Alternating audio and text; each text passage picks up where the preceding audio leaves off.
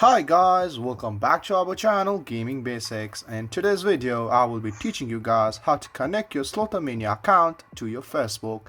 So at first just open your phone, and as you open your phone, open the game from wherever it is located. And as you open your game, all you have to do is look at the right top corner for that three bars, and as you see it, just click on there at first. And as you click it, go in the option settings. And as you do that, you can see the option right here, sign in with Facebook. So all you have to do is just click on there at first, and it will take you to the Facebook page.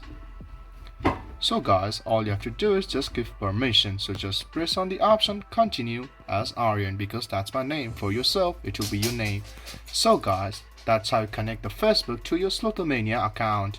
If you find our video helpful, please leave a like, and please do not forget to subscribe our channel. Also hit the bell icon to get updates with our latest videos, and drop a comment for reviews and more content like this. I will see you guys again in our next video. Thank you for watching.